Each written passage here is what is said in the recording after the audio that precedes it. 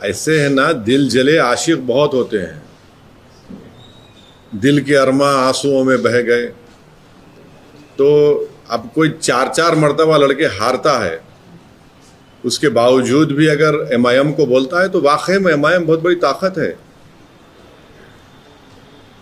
Election commission बनाता है voter list, हाँ, आपको ऑब्जेक्शन का टाइम है, आप ऑब्जेक्शन भी नहीं करते, नंबर 1।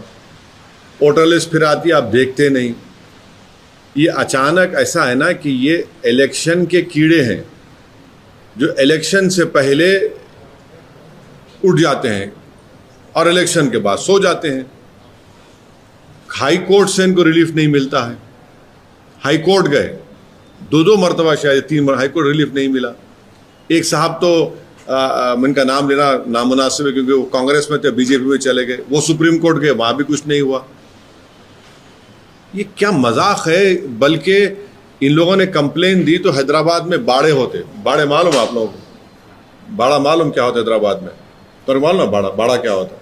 बाड़ा ऐसा होता है कि एक घर होता है, उसमें 4-5 कमरे होते, उसमें लोग रहते हैं, एक फैमिली, 4-4 फैमिली। ये ही हमारे जितने हमारे ये तमाम ये दिल जले मजनू हैं, कंप्लेन दिए। जब इलेक्शन कमीशन की टीम गई, जाकर देखा तो वहां पूरे वोटर थे। ये हर चीज में आप इलेक्शन हार रहे, मैं जिम्मेदार। हाँ, तुम्हारी पार्टी में तुम्हारा कुछ नहीं हो रहा, मैं जिम्मेदार।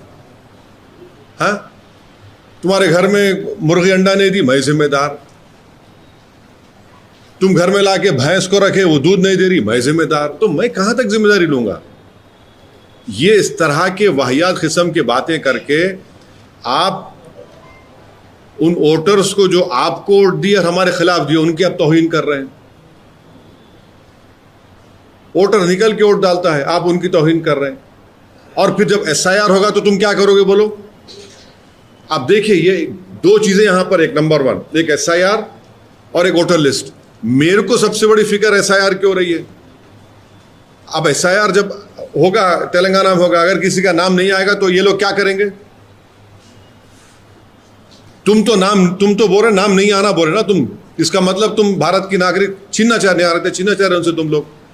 अरे मेरी मुखालिफत करना है तो करो, मगर किसी का तुम सिटीजनशिप पे क्वेश्चन क्यों उठा रहे?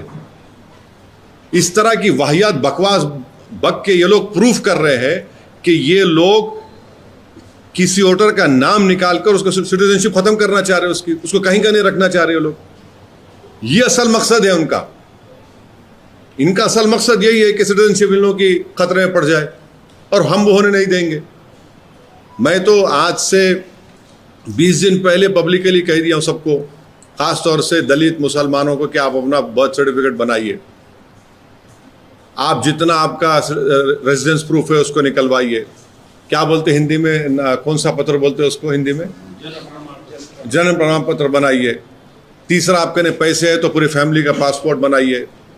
और जो कोई भी वोटर लिस्ट की डेट तेलंगाना में इलेक्शन कमीशन देगा, जैसा बिहार में दिया 2002 की, जो भी देगा, हम इस ऑफिस से उसको वोटर लिस्ट को लेंगे, घर घर हम जाएंगे और किसी का भी नाम में कटने नहीं देंगे इंशाअल्लाह, जो जेन्युइन वोटर है, जो भारत का नागरिक है। ये लोग तो इनको फिक्र ही नहीं है ना। देखिए, आदमी में एक विजन होना चाहिए, कुछ सोच होना चाहिए। आप इस तरह की बात करके तो एसआईआर को, आप एसआईआर से खतरा पैदा कर रहे हैं आप। तो ये इनका मामला है। सर,